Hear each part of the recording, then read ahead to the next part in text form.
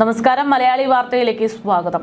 ഞാനൊരു യഥാർത്ഥ കോൺഗ്രസുകാരനാണ് എന്ന് രാഹുൽ മാങ്കൂട്ടത്തിൽ പറയുന്നത് നമ്മൾ പലപ്പോഴും കേട്ടിട്ടുണ്ട്. പക്ഷേ ഈ കഴിഞ്ഞ മുഖ്യമന്ത്രി പ്രഖ്യാപനത്തിൽ അതിൽ രാഹുൽ മാങ്കൂട്ടത്തിൽ രേഖപ്പെടുത്തുന്ന പ്രതികരണങ്ങൾ അത് യഥാർത്ഥത്തിൽ അദ്ദേഹത്തിന്റെ രക്തത്തിൽ ഉള്ളത് അല്ലെങ്കിൽ അദ്ദേഹം ഇപ്പോഴും ഒരു കോൺഗ്രസുകാരനാണ് എന്ന് തോന്നിക്കുന്ന തരത്തിലാണ്. വി.ഡി. സതീശന്റെ ഒരൊറ്റ തീരുമാനത്തിലാണ് പാർട്ടിയിൽ നിന്ന് രാഹുൽ മാങ്കൂട്ടത്തിലിനെ പുറത്താക്കുന്നത്. പക്ഷേ ആ വ്യക്തിയോട് പോലും യാതൊരു വ്യക്തി വൈരാഗ്യവുമില്ലാതെ വളരെ സന്തോഷത്തോടെ കോൺഗ്രസിന്റെ വിജയം കൈനീട്ടി സ്വീകരിക്കുന്ന രീതിയിലാണ് രാഹുൽ മാങ്കൂട്ടത്തിലിന്റെ പ്രതികരണം. ഇന്ന് സമൂഹ മാധ്യമങ്ങളിൽ കുറിപ്പ് പങ്കുവയ്ക്കുന്നതിനപ്പുറത്തേക്ക് വലിയ ദൈർഘ്യമുള്ള ഒരു വീഡിയോ അടക്കം പങ്കുവച്ചിരിക്കുകയാണ് രാഹുൽ മാങ്കൂട്ടത്തിൽ. കേരളത്തിൽ 10 വർഷത്തെ ഇടവേളയ്ക്ക് ശേഷം ഒരു UDF സർക്കാർ അധികാരമേൽക്കുമ്പോൾ ഇത് ഓരോ കോൺഗ്രസ് ലീഗ് പ്രവർത്തകന്റെയും സ്വപ്ന സാക്ഷാത്കാരമെന്ന് ഓർമ്മിപ്പിക്കുന്നു രാഹുൽ മാങ്കൂട്ടം. ഉമ്മൻചാണ്ടിക്ക് ശേഷം കോൺഗ്രസിൽ നിന്നൊരു മുഖ്യമന്ത്രി എന്ന നിലയിൽ വി.ഡി. സതീശൻ അധികാരമേൽക്കുമ്പോൾ പാർട്ടിക്കുള്ളിലെ ചേരുവതിരിവുകൾക്കും സൈബർ ആക്രമണങ്ങൾക്കുമെതിരെ ശക്തമായ ഭാഷയിലാണ് രാഹുൽ മാങ്കൂട്ടത്തിലിന്റെ പ്രതികരണ വീഡിയോ. ആ വീഡിയോയിൽ രാഹുൽ മാങ്കൂട്ടത്തിൽ പ്രധാനമായിട്ടും പറയുന്നത് ഇങ്ങനെയാണ്: കഴിഞ്ഞ 10 വർഷക്കാലമായിട്ടുള്ള കേരളത്തിലെ ഓരോ കോൺഗ്രസ് പ്രവർത്തകന്റെയും, ഓരോ ലീഗ് പ്രവർത്തകന്റെയും, ഓരോ UDF പ്രവർത്തകന്റെയും ഏറ്റവും വലിയ സ്വപ്ന സാക്ഷാത്കരിക്കപ്പെട്ട ദിവസമാണിന്ന്. കേരളത്തിൽ ഉമ്മൻചാണ്ടി സാറിന് ശേഷം കോൺഗ്രസിന്റെ UDFന്റെ മുഖ്യമന്ത്രി ഉണ്ടായിരിക്കുന്നു. ഒരുപറ്റം മാധ്യമ പ്രവർത്തകരും ഇടതുപക്ഷവും BJPയും ചില സമുദായ നേതാക്കന്മാരുമൊക്കെ വനവാസം കൽപ്പിച്ച വടശ്ശേരി ദാമോദരൻ മകൻ സതീശൻ എന്ന വി.ഡി. സതീശൻ കേരളത്തിന്റെ 13ാമത് മുഖ്യമന്ത്രിയായിരിക്കുന്നു. നമ്മൾ തിരഞ്ഞെടുപ്പിന്റെ സമയത്താണ് ഇത്തരത്തിലുള്ള വീഡിയോകളുമായി പരസ്പരം സംബന്ധിച്ചത്. ഇന്നിപ്പോ ഈ വീഡിയോ ചെയ്യാനുള്ള പ്രധാനപ്പെട്ട കാരണം ഞാൻ ഡൽഹിയിൽ നിന്നുള്ള KC വേണുഗോപാലിന്റെ ഒരു പത്രസമ്മേളനം കണ്ടതിന്റെ ഭാഗമായാണ്. ആ പത്രസമ്മേളനത്തിൽ ആവർത്തിച്ചുള്ള കുത്തിത്തിരിപ്പ് ചോദ്യങ്ങൾക്ക് അദ്ദേഹം മനോഹരമായി മറുപടി പറഞ്ഞു. അദ്ദേഹം പറഞ്ഞു, ശ്രീ വി.ഡി. സതീശന് എന്റെ പൂർണ്ണമായ പിന്തുണയുണ്ട് എന്ന്. ഹൈക്കമാൻഡ് എടുത്ത തീരുമാനം നടപ്പിലാക്കുക എന്നുള്ളതാണ് എന്റെ ഏറ്റവും പ്രധാനപ്പെട്ട ഉത്തരവാദിത്യം. ഇത് പറഞ്ഞു തീരുന്നതിന് മുമ്പ് ഒരു മാധ്യമ പ്രവർത്തകൻ കുത്തിത്തിരിപ്പ് ചോദ്യങ്ങൾ ചോദിക്കുന്നു. അല്ല KC, നിയമസഭാ കക്ഷിയിൽ അങ്ങേക്കായിരുന്നില്ലേ ഭൂരിപക്ഷം? എന്നിട്ടും ഇതൊരു സ്വാഭാവികമായ നീതിയുടെ ലംഘനമല്ലേ നടന്നിരിക്കുന്നത്? KC ഇത് കേട്ടിട്ട് ചിരിച്ചിട്ട് നടന്നുപോയി. എൻ്റെ മനസ്സിൽ തോന്നിയ ചോദ്യം മെമ്പർ താഹിറിന്റെ ചോദ്യമാണ്. ഞാൻ ആവർത്തിക്കുന്നില്ല. എങ്കിലും മറ്റൊരു ചോദ്യം ചോദിക്കാം. ഇതേ KCയെ തന്നെ മുഖ്യമന്ത്രിയാക്കുന്നു എന്ന വാർത്ത വന്നപ്പോൾ ഹൈക്കമാൻഡ് നൂലിൽ കെട്ടിയിറക്കാൻ ശ്രമിക്കുന്നു എന്ന വാർത്ത കൊടുത്ത ആളുകൾക്ക് ഇപ്പോൾ നീതി നിഷേധം എന്ന് പറയാൻ ചില്ലറ ഉളുപ്പൊന്നും പോരെ എന്നാണ് രാഹുൽ മാങ്കൂട്ടത്തിലിന്റെ ചോദ്യം. ഇനി എനിക്ക് പറയാനുള്ളത് ലീഗിന്റെയും കോൺഗ്രസിന്റെയും പ്രവർത്തകന്മാരോടാണ്. ചില മാധ്യമ പ്രവർത്തകരുടെ പ്രധാനപ്പെട്ട പണി എന്ന് പറയുന്നത് കുത്തിത്തിരിപ്പ് മാത്രമാണ്. അതിന് നമ്മുടെ നേതാക്കന്മാർ പലപ്പോഴും നിന്നുകൊടുത്തിട്ടുമുണ്ട്. നിന്നുകൊടുക്കാതിരിക്കേണ്ട ബാധ്യത നമ്മൾ പ്രവർത്തകർക്കാണ് എന്ന് പറയുന്നു. നോട്ട് ദ പോയിന്റ്, നമ്മൾ പ്രവർത്തകർക്ക്. കഴിഞ്ഞ 10 ദിവസമായിട്ട് എന്താ കേരളത്തിൽ നടക്കുന്നത്? മുഖ്യമന്ത്രിയുമായി ബന്ധപ്പെട്ട ചർച്ചകളുടെ ഭാഗമായി ചില പ്രവർത്തകർ എന്നെയും വിളിച്ചു ചോദിച്ചു, എന്താ നിങ്ങളുടെ അഭിപ്രായമെന്ന്. ഞാനൊരു അഭിപ്രായവും പറഞ്ഞില്ല. കാരണം എൻ്റെ അഭിപ്രായത്തിന്റെ പേരിൽ ആരെങ്കിലും തമ്മിൽ തർക്കമുണ്ടാക്കാൻ ഞാൻ ആഗ്രഹിച്ചിരുന്നില്ല. മാത്രമല്ല, എൻ്റെ അഭിപ്രായത്തിന് ഏതെങ്കിലും തരത്തിലുള്ള പ്രസക്തി ഉണ്ട് എന്ന് ഞാൻ വിചാരിച്ചിട്ടുമില്ല. അഭിപ്രായങ്ങൾ പാർട്ടിയിലുണ്ടെങ്കിൽ ഒരു ഫോറത്തിലാണ് പറയേണ്ടതെന്ന് എൻ്റെ വിശ്വാസം. ഈ 3 നേതാക്കന്മാരിൽ 3 പേരും മുഖ്യമന്ത്രിയാകാൻ യോഗ്യരല്ലേ എന്നുള്ളതാണ് പ്രധാനപ്പെട്ട മറ്റൊരു ചോദ്യം. ആരെങ്കിലും യോഗ്യതയില്ലായ്മയോ അധിക യോഗ്യതയോ ഉള്ളതായിട്ട് ഞാൻ വിചാരിക്കുന്നില്ല.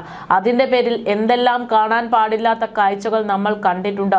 Oommen Chandy സാറിൻ്റെയും KC വേണുഗോപാലിന്റെയും പടമുള്ള flex board കത്തിക്കുകയാണ്. Oommen Chandy sir കത്തുന്നത് കാണുന്നത് കോൺഗ്രസുകാരനാണ്. വി.ഡി. സതീശന്റെ പടമുള്ള ഫ്ലെക്സിൽ അദ്ദേഹത്തിന്റെ മുഖത്ത് തുപ്പുക, വി.ഡി. സതീശന്റെ മുഖത്ത് തുപ്പുന്നത് കോൺഗ്രസ് സംസ്കാരമാണോ? ഇതിലൊക്കെ കോൺഗ്രസ് തിരിച്ചു വരണമെന്ന് ആഗ്രഹിക്കുന്നവരാണോ എന്ന് ഞാൻ വിശ്വസിക്കുന്നില്ല. ഞാൻ ഇനിയും പറയാൻ പോകുന്ന ചില കാര്യങ്ങൾ ഒരു പോപ്പുലർ ഒപ്പീനിയൻ ആണെന്ന് എനിക്ക് തോന്നുന്നില്ല. മാത്രമല്ല, അങ്ങനെ കയ്യടിക്ക് വേണ്ടിയിട്ട് മാത്രം അഭിപ്രായം പറയുന്ന ഒരാളുമല്ല താൻ. ചിലപ്പോൾ ചില ആളുകൾ തെറി വിളിച്ചേക്കാം. CPMന്റെയും BJPക്കാരുടെയും നിരന്തരമായ തെറിവിളി കേൾക്കുന്ന ഒരാളാണ് ഞാൻ. ഇനി നമ്മുടെ കൂട്ടത്തിലുള്ള ആരെങ്കിലും തെറി വിളിച്ചാലും ഒരു വിഷമം ഉണ്ടാകുമെന്നല്ലാതെ തഴമ്പിച്ചു പോയതുകൊണ്ട് പ്രത്യേകിച്ച് കാര്യമൊന്നുമില്ല. മാത്രമല്ല, ഇത് ഇപ്പോഴെങ്കിലും പറയണം.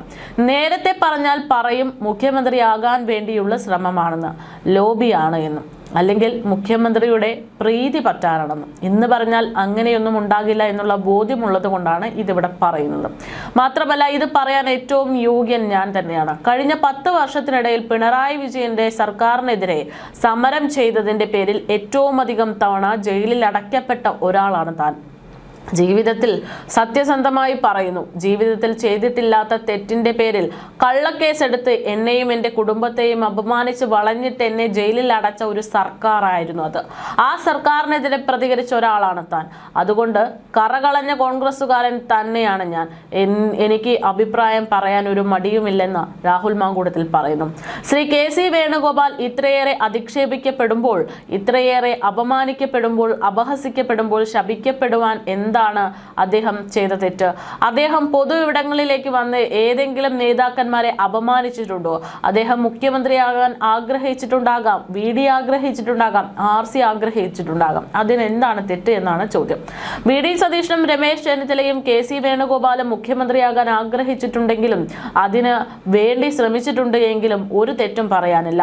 നമ്മുടെ ഓരോരുത്തർക്കും നമ്മുടെ ഇഷ്ടം അനുസരിച്ച് VD മുഖ്യമന്ത്രിയാകട്ടെ എന്നോ RC മുഖ്യമന്ത്രിയാകട്ടെ എന്നോ KC ആകട്ടെ എന്നോ പറയാൻ പറ്റുമെന്നുള്ളതാണ്.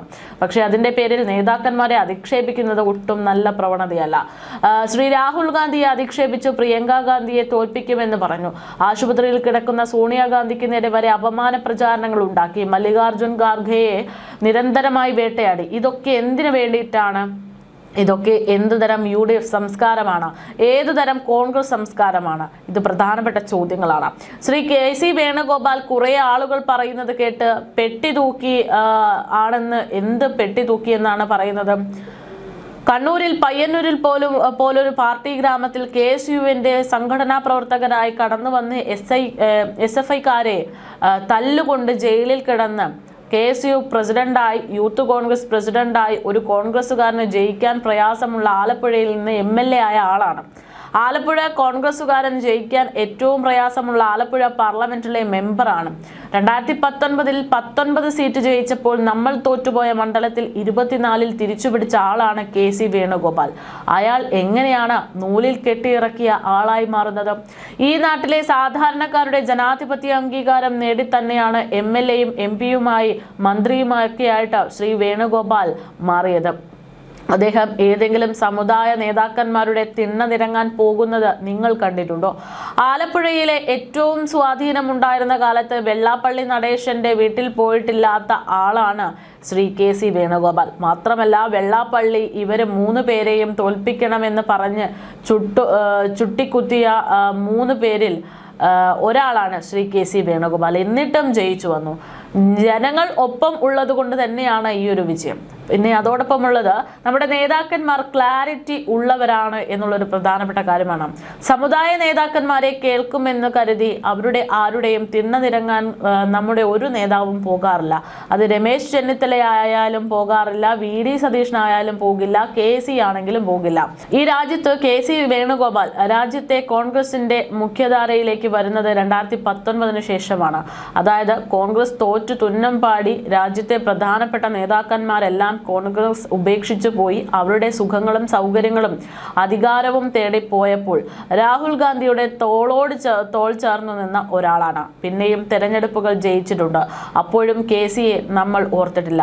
ഏതെങ്കിലും ഒരു പാൽ സൊസൈറ്റിയിൽ തോറ്റാൽ പോലും നമ്മൾ പറയും KC ആണ് ഉത്തരവാദിയെന്ന്. വിജയങ്ങളെല്ലാം രാഹുൽ ഗാന്ധിക്ക്, പരാജയങ്ങളെല്ലാം KC വേണുഗോപാലിന്. അയാൾ മറുത്തൊരക്ഷരം മിണ്ടിയിട്ടില്ല. ഈ തിരഞ്ഞെടുപ്പിന്റെ കാലത്ത് ഇയാളുടെ കോൺട്രിബ്യൂഷൻ ചെറുതായിരുന്നു. പാർട്ടി വിട്ട് കോൺഗ്രസിൽ നിന്ന് പിന്തുണയോടുകൂടി MLA ആയ തളിപ്പറമ്പിലെ ഗോവിന്ദൻ മാഷ് ആദ്യം നന്ദി പറഞ്ഞത് KC വേണുഗോപാലിനാണ്. അമ്പലപ്പുഴയിൽ നിന്ന് ജയിച്ചു വന്ന G സുധാകരൻ ആദ്യം നന്ദി പറഞ്ഞത് KC വേണുഗോപാലിന് വേണ്ടിയാണ്. അതടക്കം ഈ തിരഞ്ഞെടുപ്പിൽ എല്ലാ നേതാക്കന്മാരും മത്സരത്തേക്ക് പോയപ്പോൾ ഒരു വിമതൻ പോലും ഉണ്ടാകാതെ, അഭിപ്രായ വ്യത്യാസങ്ങളില്ലാതെ എല്ലാവരെയും ചേർത്ത് പിടിച്ച നേതാവാണ് ശ്രീ KC വേണുഗോപാൽ. അദ്ദേഹം MLA ആകട്ടെ, അദ്ദേഹം മുഖ്യമന്ത്രിയാകട്ടെ എന്ന് ആർക്കെങ്കിലുമൊക്കെ MLA-മാരാകാൻ ആഗ്രഹിച്ചിട്ടുണ്ടാകും. അതിലിപ്പോൾ എന്താണ് തെറ്റ്? അദ്ദേഹത്തെ മുഖ്യമന്ത്രിയാക്കാൻ ആഗ്രഹിച്ച MLA-മാരൊക്കെ പെട്ടി തൂക്കികളായിരുന്നു. ആലപ്പുഴയിലെ തോമസിനെ അധിക്ഷേപിച്ചത് കണ്ടു. ഗവൺമെന്റ് അടികൊണ്ട് തലയ്ക്കടിക്കേറ്റ് ആശുപത്രിയിൽ കിടന്ന തോമസിനെ കാണാൻ പോയ ഒരാളാണ് ഞാൻ. സന്ദീപ് വാര്യരെ അധിക്ഷേപിക്കുന്നത് കേട്ടു. BJP-യുടെ വിദ്വേഷ രാഷ്ട്രീയത്തെ വിട്ട് കോൺഗ്രസിലേക്ക് വന്നപ്പോൾ ഹോയ് ഹോയ് പാടിയ ആളുകളാണ് നമ്മൾ. അതേ നമ്മൾ സന്ദീപ് വാര്യരെ ഇപ്പോൾ അധിക്ഷേപിക്കുന്നത് കാണുന്നു. എന്ത് തരം രാഷ്ട്രീയമാണിത്? എനിക്ക് ഏറ്റവും വേദന തോന്നിയത് മാത്യു കുഴൽനാടനെ മൂവാറ്റുപുഴയിൽ തോൽപ്പിക്കണമെന്ന് ചില ആളുകൾ പറയുന്നത് കേട്ടപ്പോഴാണെന്ന് രാഹുൽ മാങ്കൂട്ടത്തിൽ പറയുന്നു. ശരിയാ, മാത്യു കുഴൽനാടനെ തോൽപ്പിക്കണം. കാരണം കഴിഞ്ഞ 5 വർഷം പിണറായി വിജയന്റെ മുഖത്തു നോക്കി അയാളോട് മറുപടികൾ പറഞ്ഞിട്ടുള്ള ആളാണ് മാത്യു കുഴൽനാടൻ. മിസ്റ്റർ പിണറായി വിജയൻ, നിങ്ങളും നിങ്ങളുടെ കുടുംബവും നിങ്ങളുടെ മക്കളും അഴിമതിക്കാരാണ്, മാസപ്പടി വാങ്ങുന്നവരാണ് എന്ന് മുഖത്തു നോക്കി പറഞ്ഞ മാത്യുവിനെ CPM തോൽപ്പിക്കാൻ നോക്കുമ്പോൾ നമ്മളും ഒപ്പം ചേർന്ന് മാത്യുവിനെ എളുപ്പത്തിൽ തോൽപ്പിക്കണം. അത്തരത്തിലുള്ള പരിഹാസവും രാഹുൽ മാങ്കൂട്ടത്തിൽ നടത്തിയിരിക്കുന്നു.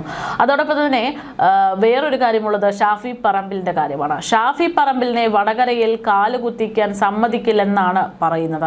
ശരിയാ, അവിടെ CPM-കാരും BJP-കാരും SDPI-കാരും ഒക്കെ ആഗ്രഹിക്കുന്നുണ്ട് ഷാഫി പറമ്പിലിനെ കാലുകുത്തിക്കരുതെന്ന്. നമ്മളും കൂടെ കൂടിക്കഴിഞ്ഞാൽ ഷാഫി പറമ്പിലിന് കാലുകുത്താൻ കഴിയില്ല. നമ്മളത് ചെയ്യണമെന്ന് രാഹുൽ മാങ്കൂട്ടത്തിൽ പറയുന്നു. ഈ തെരഞ്ഞെടുപ്പിന്റെ സമയത്ത് ഏറ്റവും അധികം നേതാക്കന്മാരും അതുപോലെ തന്നെ MLA സ്ഥാനാർത്ഥികളും ഒക്കെ എന്നെ വിളിച്ചിട്ട് ഷാഫി പറമ്പിലുമായിട്ടുള്ള ബന്ധത്തിന്റെ പേരിൽ ഒരു റോഡ് ഷോയ്ക്ക് വേണ്ടി വിളിക്കുന്നു. അപ്പോൾ തിരഞ്ഞെടുപ്പിന്റെ സമയത്ത് കാലാവസ്ഥ നോക്കാതെ, വെയിലാണോ മഴയാണോ എന്ന് നോക്കാതെ, രാവാണോ പകലാണോ എന്ന് നോക്കാതെ ആളെ കൂട്ടാനും തിരഞ്ഞെടുപ്പിൽ വിജയിപ്പിക്കാനും ഷാഫി പറമ്പിൽ വേണമായിരുന്നു. പെട്ടെന്ന് നമുക്ക് ഉറപ്പില്ലാത്ത അദ്ദേഹം പറഞ്ഞിട്ടുണ്ടോ ഇല്ലയോ എന്ന് നമുക്ക് പോലും അറിയാത്തൊരു വിഷയത്തിൽ അദ്ദേഹം അൺപോപ്പുലർ ആകണം. അദ്ദേഹത്തിനെതിരെ വെറുപ്പ് നമ്മൾ പടർത്തണം. അദ്ദേഹത്തിനെ ഇല്ലായ്മ ചെയ്യണം. ഇതാണോ രാഷ്ട്രീയം? CPM-കാർ പോലും പറഞ്ഞിട്ടില്ലാത്ത അധിക്ഷേപം വരെ നമ്മൾ പറയണം. നല്ല രീതിയാണ്. ലിജുവിനെ അധിക്ഷേപിക്കുന്നത് കാണുന്നു. ലിജു ചേട്ടന്റെ കായംകുളത്തെ കണ്ണീരോട് കൂടിയുള്ള പ്രസംഗം കണ്ടിട്ട് കരച്ചിൽ വന്ന ഒരാളാണ് താൻ. ഞാൻ അങ്ങനെ വലിയ ലിജു ഫാനോ അദ്ദേഹത്തിൻ്റെ സപ്പോർട്ടറോ ഒന്നുമല്ല. പക്ഷേ ലിജു ഈ തിരഞ്ഞെടുപ്പിൽ ജയിക്കാനാണ് താൻ ആഗ്രഹിച്ചത് എന്ന് രാഹുൽ മാങ്കൂട്ടത്തിൽ പറയുന്നു. ഏതായാലും ഇത്തരത്തിൽ രാഹുൽ മാങ്കൂട്ടത്തിൽ ഓരോ കാര്യങ്ങളും ഇഴകീറി പറയുമ്പോൾ അവിടെ താനൊരു കോൺഗ്രസ്സുകാരനായി ഇന്നും നിലകൊള്ളുന്നു എന്ന് പറയാതെ പറഞ്ഞു പോകുന്നുണ്ട് രാഹുൽ മാങ്കൂട്ടത്തിൽ. ഓരോ കാര്യങ്ങളെയും കുറിച്ച് ഇഴകീറി പരിശോധിച്ച് വിമർശനങ്ങൾ ഉന്നയിക്കുമ്പോഴും അദ്ദേഹം പറയുന്നത് കോൺഗ്രസ്സുകാർ അങ്ങനെ ചെയ്തു എന്നുള്ളതല്ല, മറിച്ച് നമ്മൾ ഉൾപ്പെടെ നമ്മളുടെ രാഷ്ട്രീയം, നമ്മളുടെ പ്രസ്ഥാനം അങ്ങനെ ചെയ്തു എന്ന തരത്തിലാണ്. അതായത് രാഹുൽ മാങ്കൂട്ടത്തിൽ ഇന്നും കോൺഗ്രസ്സുകാരൻ തന്നെ എന്ന് പറയാതെ പറയുന്നൊരു സാഹചര്യം കൂടെയായി മാറുന്നു ഈ ഒരു പ്രതികരണങ്ങൾ എന്ന് വേണം പറയാൻ.